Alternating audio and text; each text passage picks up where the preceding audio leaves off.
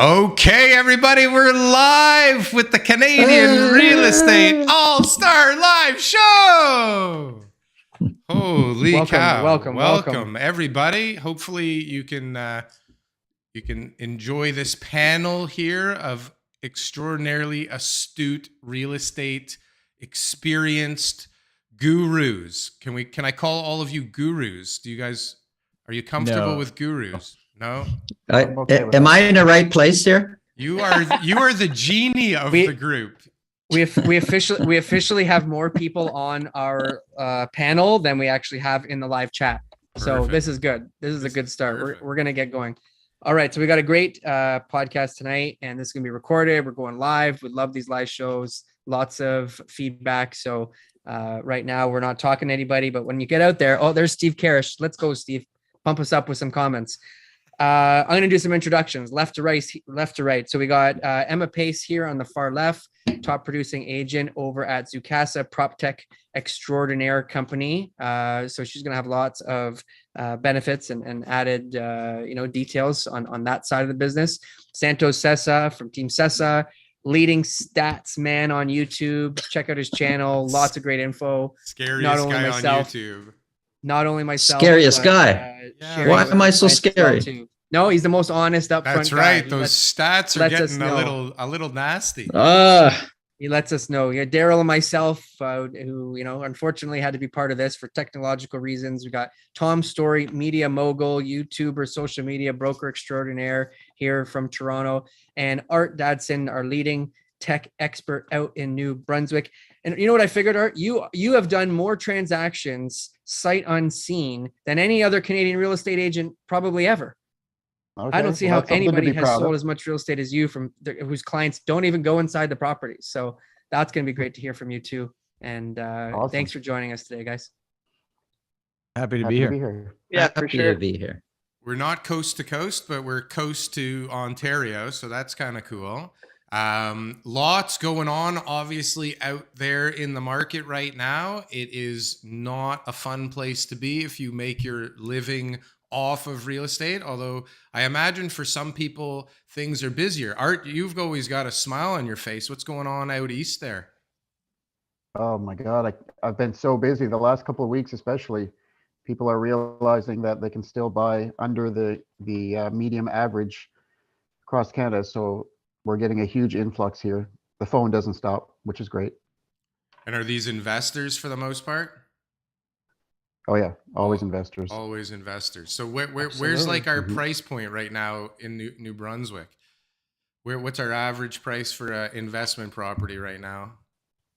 Well, we are seeing some drops, and that's mostly because it's becoming leaning more towards a buyer side now. So the buyers have a slight advantage. So the prices are coming down a little bit. Are they? I would say you could still pick up a 4-unit for 100K unit. Pretty easy. What about cap rates? What are you seeing right now? Cap rates out there? They must be going up. I've seen some pretty sweet deals in Ontario lately. Yeah, they're definitely going up. I mean, in the middle of the summer, the middle of the winter, we were probably 4 to 5, and now we're 6, 7 range. Who can get a 6 to 7 cap rental in Toronto? Anybody know any Toronto investment? No. Tom, when was the last time you saw a 6 cap in Toronto? Well, I mean, cap rates assuming no mortgage, right? So with the rates going up, you can have higher cap rates, but it's not exactly what it seems. But no, like if you see anything with a 3.5 in Toronto, you're like, oh, that's pretty decent. Right. Yeah. That actually makes it onto the list of like, keep looking. It's crazy, right? This whole thing is just a crazy mess right now. So like we're supposed to be heading towards affordability. What does anybody feel like things are getting more affordable for their clients out there? No, Cash buyers. I think Emma, cash buyers. Yeah, for sure. I was going to say, I think cash buyers for sure, but it's kind of like, it's like the equivalent of 1-bedroom plus dens on paper, or someone calling a 2-bedroom plus den a 3-bedroom right now. It's like, it looks really good on paper with the prices, but when you actually break down the numbers and you look at it, it's not really any more affordable, right? So it looks pretty sexy when you look at prices and you say, I'm just going to continue to wait for prices to continue to come down. But, especially for the mortgage guys that are on here now that People are being stress tested higher. I think at the beginning, it actually kind of made sense for people who are still going variable. Prices are coming down and you're not being stress tested, so your affordability didn't actually change. Now, with this most recent hike, your affordability actually does change because now you're being stress tested higher. And I think a lot of people that hasn't really sunk in for a lot of people.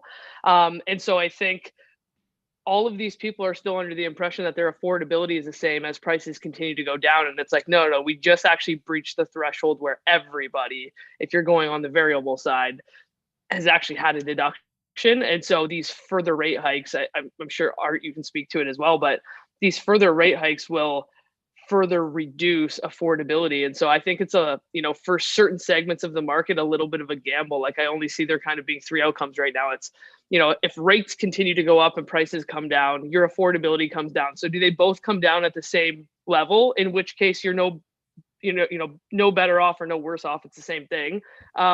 If rates go up and prices come down quicker than your affordability, technically you win. But if rates go up and prices come down, and they don't go down as quickly as your affordability does with the rates, then you lose overall, right? And I think people are just not actually looking into the finer details. They're just looking into like the sexy headlines of prices are coming down. They're not actually paying attention to the full picture. Amen. Yeah, absolutely.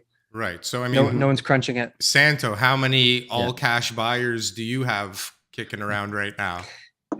It's funny that you say that because I do have a couple of cash buyers, but just a little bit more on what Emma says.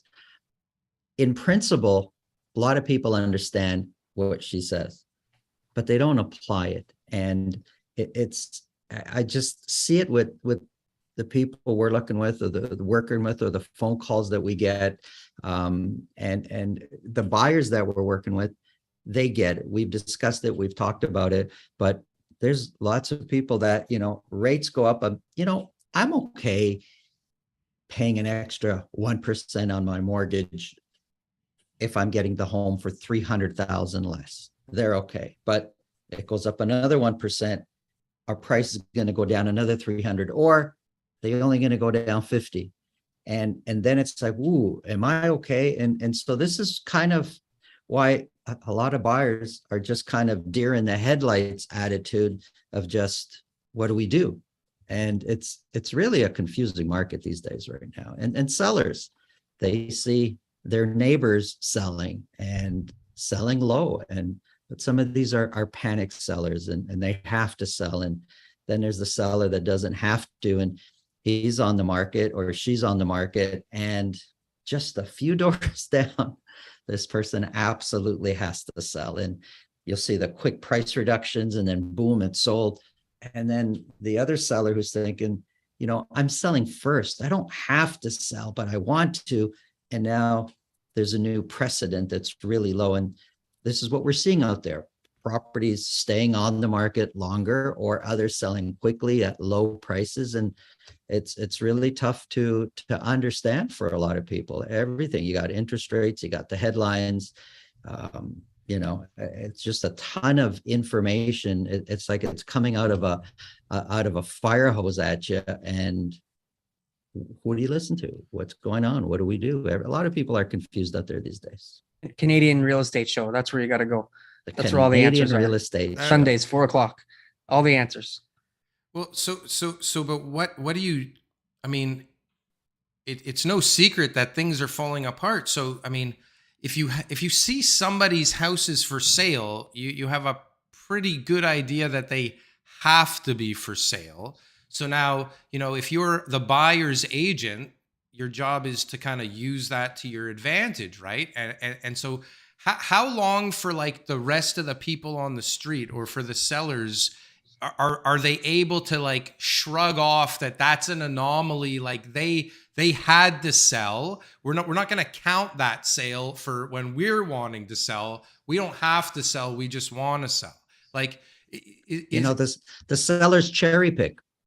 The sellers cherry pick. When prices were going north, they'd say, well, that home sold for that price. Mine's better. And let's just assume that it is better. Mine's better. It's a superior home. I should get more because it's a superior home, and I should get more because the market's going up. and they were very adamant to point to that house that sold. They don't want to do that anymore. Right. So when the I think precedent it's was set going, competition. when the Competition, precedent Darryl. was set going up, they were, that home. Now you point and you say that home, they're quick. Yeah, but they were forced to sell or this or that. And it's still the precedent. And the buyers don't always know the background story. They just see that home sold for 1.2. Why are you at 1.5? Makes no sense. You need to come down to 1.2 or less. Right. Yep. So Tom, do you find in your presentations now that you're trying to convince the sellers to actually follow the data that's there right now rather than, there must be strong sentiment on the sale side that like this is still worth what it was, maybe not February peak, but like the week after peak, my house is still worth, right? I think you'd actually be surprised. Like I had 2 listing presentations today, and the sellers that I'm talking to and putting stuff on market now, they're not delusional. Like they get it. Like it's not like we're 1 month into this. Like this is 5 months of prices dropping. People know about the interest rates. Whether the news headlines are scary or not, they do know. So I think what we saw for the last 4 months is you had the people that bought in February, March, April at the peak or high prices that then needed to sell. And they had to sell for those prices that didn't make sense. But everyone coming to the market now, like if you're testing the market, terrible time to go on the market. Like I think most people that are coming to market are actually trying to sell. And actually the metric we've been tracking, which I also did back in 2017 when we saw a dip in the market, was if you look at the properties that changed their prices, that price change, how long did it take after the most recent price change for them to sell? That's what we've been looking after. And what percentage did they have to change the price to then sell? Because in different markets, like 10 grand in Toronto is nothing. 10 grand in other markets is a lot of money. So what percentage did they come down? And then how long after that price change? Because it's rarely right now, unless you price something bang on or it's in an area with low inventory still, to just get your price right away these days isn't happening anymore. You're negotiating a bit. So that's what we've been looking at. But I've got a lot of listings on market now, and of the 8 we've got listed right now, we've got more coming out next week. 6 of those 8 people they want to buy, but they can't buy yet because they need to sell first. So it's like the issue we had at the beginning of the year, which was we'll go buy first because you don't want to chase the market up if you sell first, is now just the flip. And even though we've had 5 months of the market slowly changing here, it did kind of feel like it just went from like one end to at least to the middle very quickly, without that time in the middle. But I've got an offer on one of my condos right now. Like I'm going to have to get out of here in a sec to take a call and I'll come back. Like things are happening. It's just taking 4 times longer than it did in February. And if you didn't participate in the last 2 years, does it really matter right now? Unless you're trying to exit the market. If you're staying in the same market, it's kind of relative. The woman I met with tonight, she's moving to Ottawa.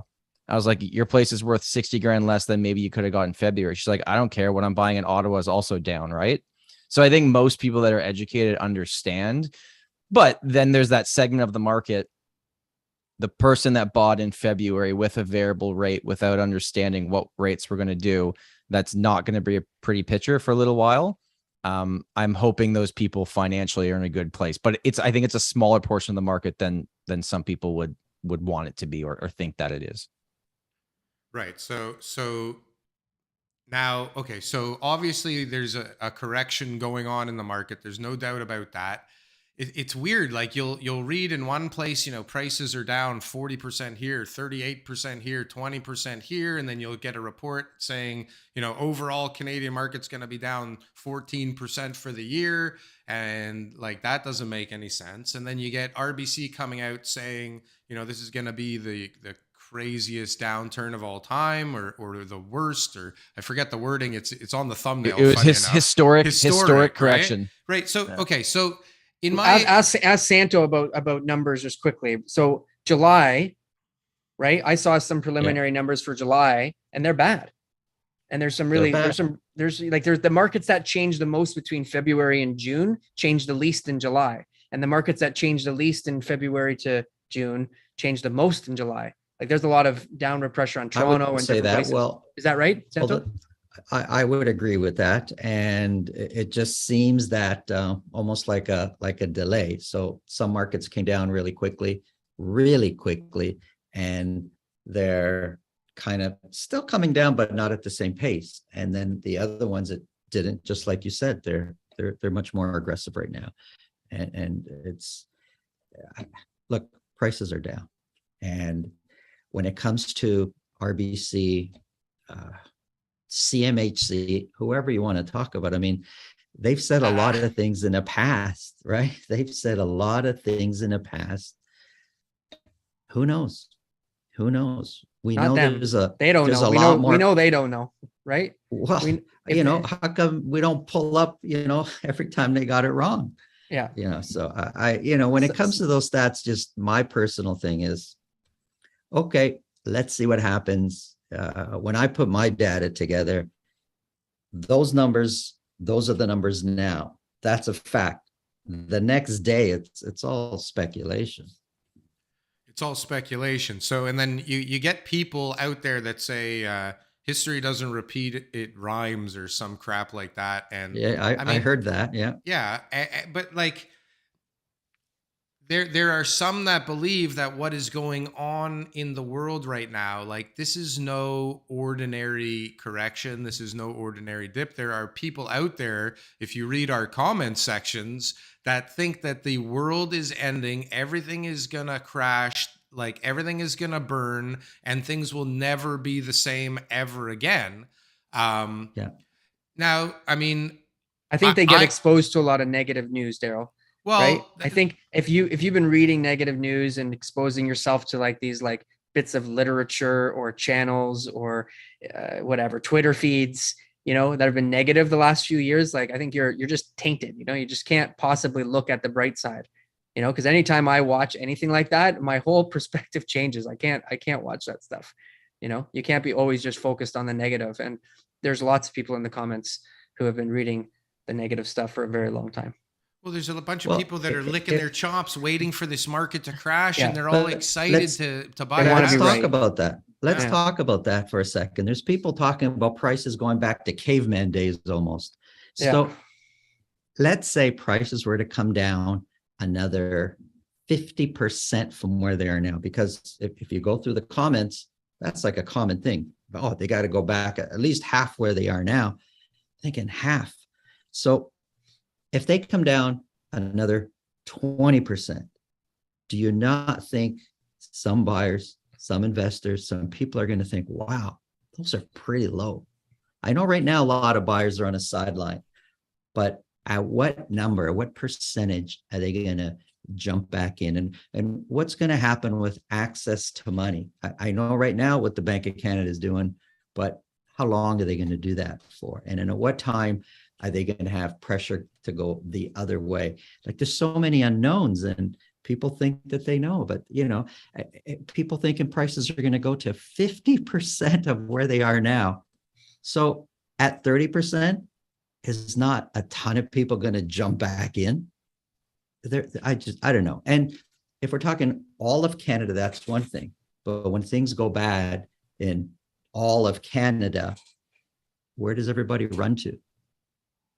I think the rental market is the best indicator right now of real domestic demand in Canada, that we actually do have somewhat of a supply issue, because otherwise everyone would have just put their plans on hold. We would have saw, it was all speculators, non-domestic buyers coming from wherever, out of province, out of country, whatever it is. And when those interest rates started to rise and the cycle started to tighten, we would have then seen lesser activity in the rental market as well.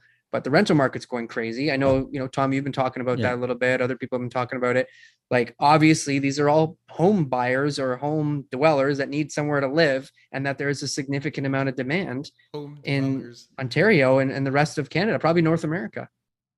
The rental market is the craziest I've seen it ever. We put out a rental yesterday at 5 p.m. I had a showing confirmed at 2:30 a.m. Like, they weren't in there at 2:30, but someone booked it online at 2:30 a.m. I love those guys. There was 14 showings by the time I woke up and 2 offers sight unseen. Like, what's going on here?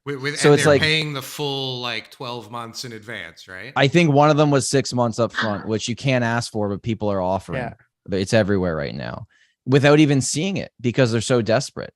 Like it's crazy. But is every realtor now dealing with rentals? Like, didn't most people stay away from rentals because they were a real pain in the ass and you made no money? Is everybody a rental guy now? You gotta help your clients. You gotta help your clients. Depending people on our what team they're do doing. it. Yeah, for sure. I think certain people are, especially like if you're a newer agent and you're just, trying to stay afloat in today's market, you're doing what you have to do, right? I think there are other people that don't necessarily want to go down that route and go, cool, like maybe my business is a bit slower, but it gives me the opportunity to work on the things that I didn't have any time to work on from like a systems and processes type of perspective. Like, how do I actually just get better and like finally I have a little bit of extra time to myself, right? But I also think to your earlier point about these rental prices, if you just kind of look at condos, it's like you have all of these people that otherwise have, cash availability that's getting eaten by inflation that wanted to buy in the semi or detached market, right? That go, hey, maybe that's not feasible for me anymore. And then they're like, okay, maybe I should go rent. And then they're like, oh crap, the rental prices are really high. Maybe I should just buy a condo or a condo townhouse because it ends up being like the kind of lesser of two evils, right? 100% interest versus higher interest and maybe not my perfect house. And then it's like you have these rental prices that are somewhat propping up the market, and then this downward pressure of people that are looking at this as a secondary alternative that they hadn't considered before. And so I think that kind of like entry level home price across Canada is probably where we'll end up seeing some stability, because you have the people that could have afforded more. People's like desire to actually own a home hasn't changed. I probably have more people that I'm talking to now that are like, I'm finally excited. Like, I think this is like on the horizon. The desire for home ownership, I don't think has gone anywhere. It's just the uncertainty and the fear has built up a little bit, right? And so I think that kind of like middle ground, especially when we see the market have this strength in the rental market, like it doesn't make sense for a lot of condo sellers to just panic sell. Why would you panic sell if you're cash flow positive right now? If you have For the stomach to first time in ages. In ages, for sure. So it's, if you have the stomach, you may have not purchased the property with ever any intention of being a landlord. And you probably, it's like, again, lesser of two evils. And I feel like that's like the common theme of today's market. It's like, I don't want to be a landlord. I also don't want to take a massive discount on my property. I can make $500 a month over here and not have to sell at a discount. That seems like the lesser of two evils. I'll deal with the tenant for a year or 2 years until this thing gets back to normal. And then, it's not like we're seeing a massive pileup of inventory. The buyers that we're working with are like, we want to buy something. Like, the inventory kind of sucks right now. Yeah, I know. So it's, I think, frustrating. Again, you got to look at Right. what's actually happening. It's like, I feel like the real estate market is just actually on vacation for the summer. It's not like we have a ton of activity going on, and it's like, yeah, prices are coming down, but there's not like a bunch of new listings hitting the market. I think last week, active listings actually went down, right? So it's not like we see all these panic sellers coming to market and then there's no buyers. It's just like nothing's happening right now. Mm-hmm. What about Art? Are you seeing any difference in the rental market out there? Like, Art deals with all investment properties, so you're like the guy to talk to out there. Right. Yeah. The rental market is pretty stable now at this point. Everyone's sort of reached the max. I mean, they brought in the max cap increase over at January 1st of this year. So that's kind of leveled it out, even though it's a temporary measure. So we're not really seeing a change in prices, but we are definitely seeing a change in the demand, which ultimately is going to increase the price once these caps are taken off. For rental. So, yeah, exactly. So a lot of people they feel that it's not the right time to buy. So we'll rent 6 months, 12 months, and we'll see what happens. When my sellers are approaching me to sell either their single family home or their multi, but honestly, the first question I ask them is, do you need to sell right now? Can you hold on? Can you hold on for another year? Have a look, another 5 years even? Does it need to be now? And then if it needs to be now, then we can start talking about, especially with the multis, we can start talking about doing VTBs, doing owner financing so that they can get a better price. If they're just going to throw it on MLS, then, every week I'm checking comps, and every week I'm going to have to say, okay, you're now the price the highest. We're going to have to lower to keep up with everybody else. But if they're willing to do some owner financing, then they can get that better price. What a And different world at this with point, owner financing and conditions and exactly, negotiations. exactly. We've It's had a exciting. few VTBs lately on these shortfalls from appraisals. So we had a couple. Exactly. Some of them fell through. A couple of them I think are going through. But that's been the issues that we're dealing with, right? Trying to cover the Yep. shortfalls and weighing it out, taking people to court or putting it back Mhm. on the market and everything else. Sometimes to hold a 50 or 100K VTB is the best Yeah. And best speaking, option. like We're speaking about starting the to see on the appraisals, sale of the buyer's property too. I haven't Mhm. seen one yet. I've seen the conditions come in. I haven't seen I've- one accepted yet, but I'm sure they're out there. I've seen a couple What's that? Yeah. Conditional on them selling their on property? the buyer selling their property. Yeah, And there's do an they- escape clause and so forth. And are people actually putting like a minimum price as part of that clause, like selling their house for at least X? No, I mean you could word it that way, but no one usually does. Yeah. I mean, there's all sorts of different ways you go. I'm talking about seeing it on a sold property as the condition that it's sold for, because there's an escape clause there. Yeah, I've yeah. not personally dealt in one yet in this cycle of the market, but I've seen it on a couple that have sold conditional, and it's on the sale. The condition is that the buyer sells their property. Yeah, I got a couple listings where we'd consider it. There's options there. You never know. Sometimes, Just the right offer came in. Bring me an offer. Bring me an offer. Just we'll bring talk me an about it. offer. Yeah. So we but have we are some- seeing Yeah, we go are ahead. seeing a lot of appraisers start to come in lower and lower and lower. We see that for sure. And like TK mentioned, that's a good opportunity to explain to your seller, do you want this price? Well, here's what it's now appraising at, because they're being a lot more conservative. And here's what the interest rates are. So this is what the payment's going to look like, and ultimately affecting the cash flow at the bottom line. So let's talk about owner financing. And also private lending is really coming in here in New Brunswick at this point. Everybody wants to be a private lender. All of those people who sold 6 months ago, 7 months ago, when I said, now is the time if you're going to do it, all of them are sitting on a mountain of cash. And now they're coming in and saying, hey, I'm here, I'm willing to private lend. So things, they may look bad, but you just have to know how to spin it. You have to know how to create that scenario and explain to people that it's not doom and gloom. It's just another way to buy real estate. Yeah. We just have to figure it out. Love it. Well, we have a bunch of really great realtors here on the panel right now. I, of course, am not a realtor. I am not one of them, but the five of you are, top shelf realtors. What advice do you have for some of the 70,000 other realtors in the GTA or in Ontario that, just got started and are, getting started into a recession with rate hikes and the market just absolutely falling apart at the seams right now? I don't know if any of you started your careers in down markets, but like this can't be an easy thing to get through if you have very little or no experience. Join a team immediately. I can say something there. Yep, exactly. I don't think anybody started or wanted to be a realtor based on the market. It wasn't their choice. It's just the market is the market, and there's always going to be people needing to buy, needing to sell for whatever reason.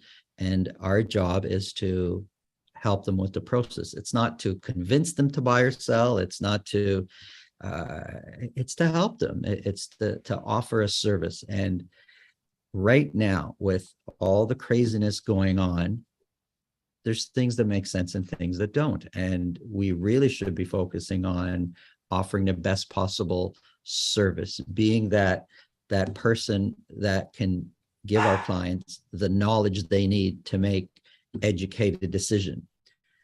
Unfortunately, I'm going to foreshadow and I've started seeing already what I think could be happening and is probably going to happen. There's also going to be the kind of realtors that are not so focused on service, but gimmicks. They want to compete on all sorts of gimmicks to try to convince, because let's face it, if sales are down 30 to 40, in some neighborhoods down 50%. When I say neighborhoods, I don't mean small, I mean like whole areas. They're down 50% some areas. That's a direct correlation. That's a straight line to the realtor's income, that their income is down 30 to 50% for a lot of people. And it's the time to get better. And Emma touched on it earlier. It's the time to get better with your business and to maybe take that course that you wanted to take or couldn't. And it's the time to you yourself to get a lot of knowledge and to do a better job for your people, because they need it more than ever now. And so Tom, Yeah, and Tom said I was join gonna say, I a just wanted to echo team. that. Yeah. Mhm. Sorry. Yeah, I agree. think you ever Sorry, see like go ahead. a dog that's obsessed with his owner, it just follows it around everywhere. If you're a new realtor, you're the dog following around the team leader on every appointment. You're shadowing them. You're surviving off leases in your first year in Toronto, at least, because you can have a friend that wants to buy, but they don't trust you yet in your first 2 years. It takes time to build that up. I think it's gonna be the ones that can survive the next 2 years that will thrive after it, but it's not going to be easy. Not an easy market to start.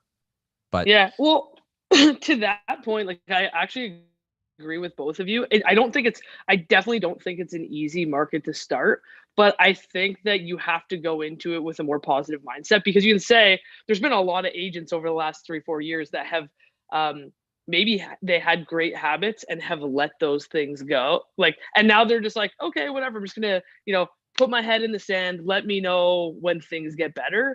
And if you're a new agent, you shouldn't just be disheartened, like, oh, bad timing, poor me, whatever. It's like, no, there's a bunch of people that have been in this industry for a while that you can leapfrog very easily if you just work harder than everybody else. And like Santo had said, like, just do the research, learn. You have the time right now to be of better service, of better quality service than a lot of agents have been in the last couple of years. It's like deals were slapping people in the face. Now, you didn't have to be that good to get a deal done. Right now, you have to be great. Mm-hmm. Yeah. So is You have to know how to everybody price the property? Yeah. is Tell everybody the seller here the on a truth. team or lead a team or on a team, or any solo artists here? No, everybody here's We've either all been on a team or solo led and a we've team. all been on a team. So I work for my wife. Yeah, join the club, Santo. Everyone does. Yeah. I work for Santos. Yeah. You are. I work for Santo's wife too. Yeah. Yeah, so I think that's the main thing, is this is a skill-based environment, and it's no longer just people going out there and slapping on $9.99 with an offer date and letting things happen. Yeah. Art, I'm gonna put some shining light on you right now. So in Art's market, right, you got Moncton, New Brunswick, and surrounding areas, right? You got all these great deals, and over the last 2 years, Art became a realtor in 2020. Right, late 2019, yeah. In 2019. Okay. Mhm. And this guy's What? already one of the top producing agents in New Brunswick. And he did it Good for because you. he saw that an opportunity was that he was an investor. He's a very experienced investor. And he said, there's an opportunity for me to be able to go out and bring in Ontario buyers into this market because of the cash flow opportunities and everything else too. And the timing couldn't have been better, because New Brunswick, people woke up, right, because of the pandemic, for investment properties and so forth. And he sold a lot of properties, and like I said, all through technology, 360 tours. I won't get into the whole thing, Art, and spoil your secrets again, but he does Right. everything digitally and remote. And, we all might have heard a few of those happening during 2020, but it was rare, if at all. And this is like his everyday business, right? Right, So he that's right. found a Mhm. niche, Good for he you. found something that he could stand out, and he took down the big fish in New Brunswick. I won't mention Mhm. any names. Mhm. Good for you. Well, No, it's been a wild ride, that's for sure. But today we spent basically the entire day restructuring our team. So over the last 4 or 5 months, I've been accepting all of these off-market deals without posting them as a backlog. So, and all of those sellers are prepared. They've all been given the seller financing speech. Everybody's ready to go just for this moment. So basically over the next 2 or 3 months, I've got a huge backlog of off-market deals, which I'm going to start presenting to my investors when MLS no longer makes sense. So one more thing here that these Toronto agents are going to be blown away by, are, just so you know, okay? 90% of his deals he does exclusively. He doesn't even use the MLS. No, That's a nothing. skills-based environment that he took an opportunity and he said, how can I be successful in this market, and develop the tools and skills to be able to succeed. And in Toronto, the people who will survive this market are the people who step it up and find tools and build skills to succeed in this market, because there's going to be transactions, and there's going to be a lot of agents putting their head in the sand and saying, I can't handle it, and I'm going to wait till this gets better. And the people who build those skills are going to be the ones who survive and end up taking more market share. Right. Thinking outside the box. That's always the way. Good for you, Art. Well, so speaking of thinking outside the box, I mean, is list to last still the winning strategy? Tom's looking at Yes. me like I'm crazy. Yeah. Okay. Always, Yeah. always collect as much inventory as you can at real prices, because as the market shifts, it always is better to have listings. Okay, so at real prices, that's great. And I see people talking in the chat here about under asking, over asking. So let's talk about that a little bit, because I personally don't give a shit about over asking, under asking. I want to know how realistic asking even was at the beginning, wherever we are in the market. So tell me, like,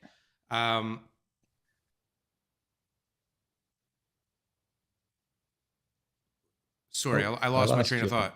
Yeah, I lost my train of thought there. Over asking, under I thought we asking. froze. What's the real price, Darryl? No, Tell but us the truth. right. So you're saying real prices. Thank you. Like, what the hell is the real price? How do we measure real price in That's an easy any measurement. market? Yeah, tell me. What if not what somebody's willing to pay? That can't be the answer, though. Well, I mean, we just went through this a couple of days ago in a seminar that I was doing here in Moncton. You know pretty quick if you have a realistic price. Forget about first day on the market, second, third day. By the fourth day, you're going to know, am I way too high? Am I way too low? You're going to know, you're going to have those indicators. Now, right now, we're in a bit of a flux and it's changing weekly, but it's not that difficult to price. What's difficult is the traditional way of creating a CMA and looking back over the last 6 months. That's all out the window now. Now it's kind of a real-time assessment of what's going on. And I don't find it difficult at all. I find that within the first 3 or 4 days, you know, did I price it right, too low, too high? Because you're either going to get nothing, not a single call or inquiry, then that means you're way too high, or you're just going to be bombarded, which means you're probably too low. So next time you adjust it a little bit. Well, knowing if you priced it right or wrong is one thing, but when you hear sold 400 over asking, and you know asking was like 500 under realistic, right? It doesn't matter, right? If you went 30,000 under asking, but it was priced properly, that means something. I keep trying to get somebody to come up with a measure of like, what is the actual value? And that brings up all kinds of questions about appraisals and the whole system in itself. But like, But it's a personal thing, value. I mean, what you said, don't tell me about what a person's willing to pay, but it is. It's what a buyer's willing to pay and a seller's willing to accept. That's, for that moment, the value. Now, that buyer, you could have two buyers looking at the same property. One's thinking 100,000 less, and the other one's thinking of paying asking, because it's 2 doors down from where their mother lives, and she's going to help babysit their kids. So the perception of value is much more for that second buyer willing to pay asking price. That's what it is. Unfortunately, or fortunately, that's, to me, that's value. Sometimes when we go and put an offer on a property, you could look at the numbers, you could look at the markets, and this is what makes sense. We should be priced here, or we should be buying it here. But if some other buyer comes in and pays more, sometimes it's absolutely nuts. Other times the seller believes that it's here and it's not, but eventually, you have a come to Jesus moment, and nobody's buying it at your price, and you got to come down. But it is a personal thing. Buyers dictate the market. Within the market. Yeah. Yeah. They're in charge. And if you see over asking, Darryl, it's because the buyers want it that way. And when we stop seeing over asking, it's because the buyers don't want to play those games anymore. The sellers and the agents, we'd love to control that. We have no power. Buyers tell us what they want to do. And this is one of the reasons why I really like multis over single family homes, because multis are, it's just by the book. It's on paper. Your property, if you're over 5 units, is not going to be based on comps. It's going to be based on performance. your rents are X, the cap rate is it. This is what your building is worth. There's not even any arguing about it. That's what I like. So it's not as time consuming as trying to guess and figure out and feel out the buyers and feel out the sellers. It's show me your numbers. But This is what you're worth. do you not miss the calls on closing date that said they changed the microwave before closing? The shower head's different. yeah, I've missed those. Yeah. I think my favorite thing, we were talking about over asking stuff, and I think TK said it well. Like, the problem was when inventory was so limited, if you priced your house at a real price, people wouldn't show up. They were so used to the game. And now that there's more inventory, it's not working anymore. So you're not going to see the over asking stuff anymore because offer dates aren't really working. So most people are just listing at real prices. And that's what I kind of love so much about real estate. Like, it doesn't matter what any of us think, anybody watching thinks. All that matters is what's that one buyer willing to pay on that one moment. And I guess that's market value. So we all are going to have our opinions. And sometimes, as you probably like, it's never going to get that. And then they get it. And there's others I think are slam dunks and they sit on the market for a month. So the market gets to dictate. None of us have any real say in it. We think we do, and we try real hard. Yeah. Yeah, no, it's really true. The public thinks we do. But the public thinks we do. That's the key, is the public thinks that we have the control and the power, and you're pricing them low. And how many times did you see people in the crazy times, they would price it at the real price and then no one would make an offer. Then they would drop their price down $200K and it would sell for the exact same price they had it listed at 2 weeks earlier, right? Because the buyer said, we don't want to play that real price game. We want to play over asking game. So it's clear. And right now, if you underprice it, the danger of hiring somebody who doesn't have their finger on the pulse is they underprice it, expecting multiples. They don't get them. One guy comes in at asking or whatever, and then they think, well, I guess it's what it's worth. And there could have been a pricing issue or strategy issue. Tom said something that I just want to touch on there a bit. There's a lot that's happening right now that is really, it's hard to make sense of it. Tom said, a property you think is going to be a slam dunk and it sits there, and then another one you think, they'll never get it, and it sells fast. It's hard to make sense of it right now. And the buyer mentality, right now is in such a flux, you don't know what's happening. And that's a tough thing. I mean, there's property sitting out there not getting any showings, and they're priced low. And I could see it. I've had listings where I'm thinking, why is nobody going to see it? And we're lower than everybody else, and they're not going. And then others are busy, and it's really difficult these days. And the buyer's attitude is just, it's something else right now. I got to tell you, it's something else. And property, there's a lot of things happening that don't necessarily make sense. What do you guys think about the cooling down period in BC? I asked a bit about it. There's a lot of it that doesn't make sense to me. I think I think it's a good thing. I don't understand it all. In principle, I think it's a good thing. So it's like you get a cooling down period 3 days after you make your condition, and if you back out, you pay a 0.25% penalty. So on $1 million deal, you got to pay a $2,500 fee if you decide to back out of that deal. But this is only relevant when I don't understand. What if you have a condition? How does that work? No, that's why it's only relevant when you have no conditions. This would have been good a year ago. Now it's like, it's too late for something like this. There's already a loophole around it. So you put in an offer with a condition, and the condition's shorter than the 3-day period. And then you and it came to the market late where it's already cooled down. But I think Steve Karish did a really good video on the new cooling off period. I would watch that. But the BC agents would have a better opinion on it than I think any of us would. Yeah, but in Ontario, how stupid would that be here, right? Like, how much would that mess up our market, or New Brunswick, anywhere, right? Art, imagine you got, an offer that after everything's done and the buyer waives his conditions, or it was a firm offer, whatever it is. You're not dealing with as many firm offers, I know, but all of a sudden 3 days later, they're like, you know what? I don't really want this anymore. And they just got to move on, pay a 0.25% penalty. And the sellers now have to go back. Who gets that penalty? Who gets that penalty? The sellers must. Yeah. I would Right, direct assume. to the sellers. Okay. All right. So not through the agencies, anything like that. Nothing. I got eight brokers got to collect their 5%, you know, but hey, So, but then no, doesn't the I think it goes house- direct to seller. So doesn't the property end up with like a stigma, like what happened with the last Oh, sale for kind of sure. thing? For sure. So how do you deal with that kind of scenario? You forget about this These whole are the- 3-day thing. Like just in general though, like isn't that a thing when a deal falls apart or a house doesn't sell right away? Isn't like one of the things you're stuck dealing with more often than not? Like what's the matter with the house? Like what's going on here? Did somebody die here? Is it a grow op? Like why isn't this thing selling, or why did the last deal fall apart? You just blame it on financing. That's the way to do it. Yeah. You never want to say inspection. And if you have a sold conditional on the MLS, hopefully the condition just says it's for financing or multiple conditions or whatever. But yeah, people don't want to hear that it fell apart inspection. Are they still required to post the firm price?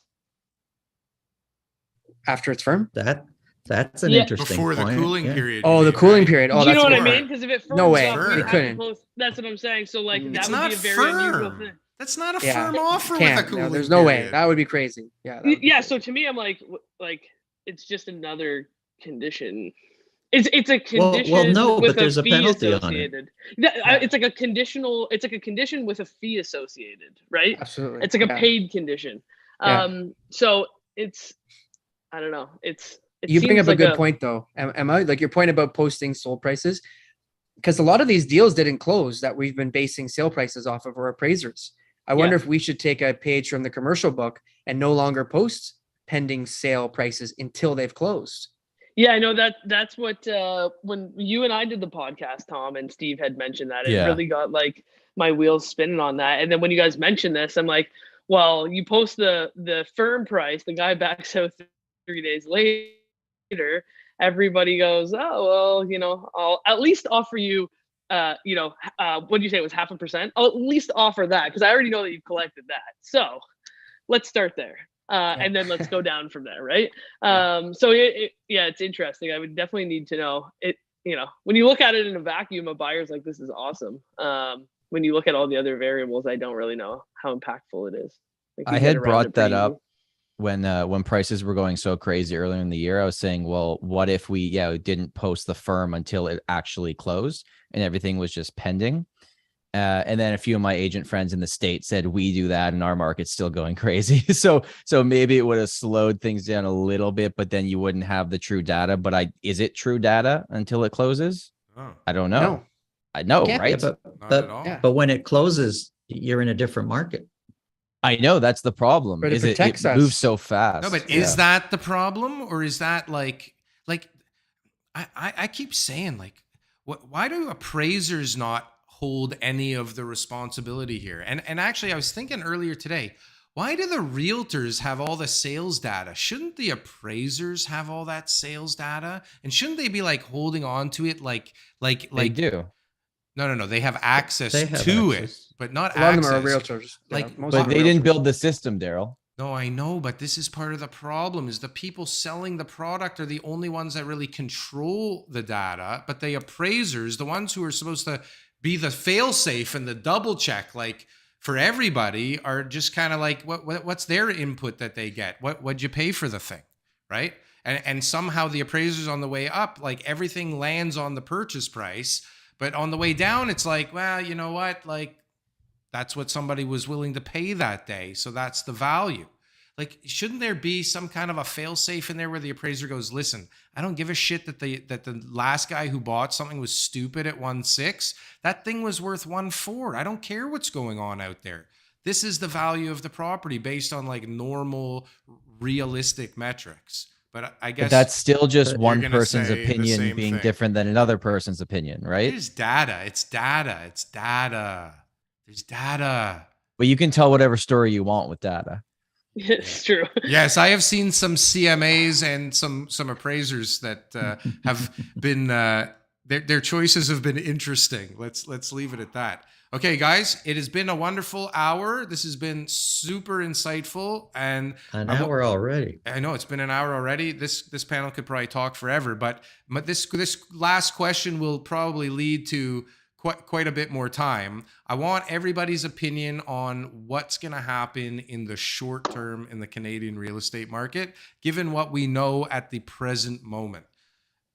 Your prognostications. We'll start. I don't know if this is still politically correct, but we'll say women first, ladies first. I don't know if that's cool anymore. Depends What on are we how you considering identify. short term? Well, Like, by end of let's year? say there you by go. the end of the year. Let's not go down that rabbit hole. Yeah, by the end of the year. By the end of the year. I think September 13th is the next Bank of Canada rate hike, right? So I think that'll be one big catalyst that could, is it the 7th? I can remember 13th, 7th, somewhere in and around there. So I think that'll be an interesting data point that could either go for or against my argument. But I think August is going to be dead. I think we're going to see a little bit of an uptick in traditional fall market style, not anywhere close to what we traditionally see. And then I think the market falls off the face of the earth, especially if we see the rate hike happen in September. I think we have a very cold winter, not necessarily price wise. I just don't think there's going to be like anything that happens. I think the activity is going to be very slow. Winter's coming. I think winter's coming. I think we have a good Hello, 8 Jon weeks Snow. of new things to look at. But I think if we see a rate hike in September and October, there's actually someone told me that they had never done a rate hike because it's September, October, and then December. I thought it was always the 13th. I don't know why. But someone had mentioned to me that Bank of Canada has never done a rate hike on the December announcement ever. And I was like, I need to fact check that. I don't know if that's actually true if you look back. So I want to go back and look at the historical data to see if that's ever actually happened. But someone mentioned that to me the other day and I was like, interesting. So I think September and October will be interesting, but I think if we get the rate hikes that we expect, I think we're in for a very slow winter on our side of things. But again, just put your head down and do the work. Death of winter for the rest of the year, says Emma. Mr. Santo, what do you think? I think between now and the end of the year, I would say maybe another 10% or so in lower prices is what I would say. I would say we will see an uptick in September, an uptick based on what we're doing now or in August, which I got to tell you is not saying much. Like volumes are so low. Sure. So yeah, it'll be a little bit more, but it'll still be historically low. Yeah. In September. Sales, they'll come up a little bit, but I see prices maybe coming down. The majority of the 10% I'm talking about, I'm guessing will come. I'm saying I'm guessing because everything is so crazy. Most of that will come down in August. And then I think September to the end of the year, I'm expecting prices to kind of level off. If they come down, it won't be by much. And a big part of my reasoning is lots of people that are looking to buy, and there are many serious buyers still, they're just kind of holding off. They are pre-approved if they're a serious buyer and they're locked in and their mortgage rate is on hold. And we've got one and now two, it's coming up in September, major rate hike. I think some of these people are going to jump on board and buy something between now and Christmas. That's what I think. Mr. TK, what do you think? I'm going to answer it very differently just to be different because that's just how I do things. I think that the interest rate hikes are going to outpace the price declines. And I think we will be even more unaffordable for the rest of this year. So now may be the time, depending on your situation, to get in if you're looking at a fixed rate. If you're getting in now, though, because we did the math last week on like $1 million in February is $3,500 on a 25-year amortization, 20% down, 2.5% fixed rate in February. $850 today is $3,900 a month, so it's $400 more for $150 less. But your down payment was $30,000 less. Yeah. But if you take a fixed rate, do we think variable rates are going to be at 5% for the next 5 years? No, Probably. I don't think so. At some point they're going to come down. Yeah. So it's like, if you're going to buy now, do you take the fixed at 5% for 5 years? Or do you ride the variable because it's probably going to shoot down again, but we just don't know when the heck that's going to happen? Maybe if you're expecting the variable to go a little bit higher and into like a It will. You have to scary stay zone high. first. You have to stay high, 3.8 right now, and then you're gonna, have to get up pretty high to catch up to the fixed rate. What a game of chicken, eh? It's 3 like- months, yeah. it's But like chances really- are it'll come back down. But What a anyways, I'm sticking gamble. to my story. Yeah, Less affordability coming to a market near you. I think that makes sense. Tom, by the end of the year, where are we at? Yeah, I mean, this is going to sound like deja vu because it's already been brought up by the panelists. But like, I don't want to talk about Canada. I don't know the other markets in Canada. I think it'd be silly of me to try and guess. Canada's big and has a lot of very different markets. Toronto, it's going to get worse before it gets better. I agree. I think 2 months more in a row, we're going to see prices decrease. I then think we'll see a stabilization in terms of just it won't drop anymore by like late September, October, and then we'll flatline to the rest of the year. It'll just be like this. And then who knows what next year is going to be, because we were all terribly wrong about what was going to happen this year. All I know is that regardless of what's going on with interest rates and scary news headlines, is that some people just need to move. Some people have bigger families. Some people get jobs. Some people lose jobs. Some people have their family members pass away and have to, like, people move in every single market. There's just going to be less of the speculation buyers, which is probably a good thing overall. And if you look at the markets that went up 80 to 100% in the last 2 years, like in the suburbs and some areas like in Durham outside Toronto, of course they're going to drop a huge amount, because look what they did. If you look at the urban markets, Toronto, and I'm putting quotations here, only went up 36% the last 2 years, right? Compared to other markets, but we're going to see that drop off as well. I'm looking to buy a house right now. I'm going to buy a house this summer, which is going to be my 10-year house, because I don't care about the market right now. I care about 10 years from now. But I think the only advice I would give is, like, don't make a long-term decision based on a short-term moment in time. Buy just with that long-term outlook, because real estate's a really boring way in certain markets to make money long-term, but there's going to be ups and downs along the way. And Mr. Art, what are you saying? What do you think from your much different perspective out there? Well, I think there's going to be more influx to New Brunswick. I think more buyers are coming this way. Interest rates climb. They got to look for the lower prices. I think we're going to see larger down payments. I think we're going to see a lot less refinancing, of course. It just doesn't make sense. Even as an investor, if you can stretch out your current terms for another year rather than refi at the higher rates, it makes more sense. And I think we're going to see a lot more realtors coming to New Brunswick and getting licensed. From Toronto. One guy from our team literally is doing that. He's moving out go. your way. I got lots of room. License. Yeah. Well, and if anybody wants to know what I think in the next 6 months or so, by the end of the year, I think it's going to get pretty ugly for a little while. Interest rates are definitely going to take their toll, and affordability is definitely going to get worse, in my opinion. And what will happen is, at some point, the iBuying algorithms are going to kick in, and the big corporations with hordes of cash who don't give a shit about the interest rates are going to buy a whole bunch of stuff. They're going to eat up a bunch of the market because the rental market's on fire, and it will just make sense. And they'll be able to hold these until interest rates come down and they can refinance them at normal levels again. That's what I think is going to happen. And it will set a floor for the market. This is my... So robots. Your answer was robots. Well, my answer is always robots. Okay. And somehow robots will fit into that answer. Guys, gals, everybody on the panel, thank you so much for your time on a Thursday night at 7:00. It was an absolute pleasure. We really appreciate all of your time. We'll post everybody's contact info and links. So if anybody's listening and they want to chat with any of our guests, their contact information is below. Absolutely. Thank you so much. Thanks for putting this together. That was fun. Thanks, Thank guys. you guys. Yeah. Lots of fun. Hopefully I end this properly. Nobody say anything that will get you in any trouble for one moment. Thank you, everybody. Goodbye.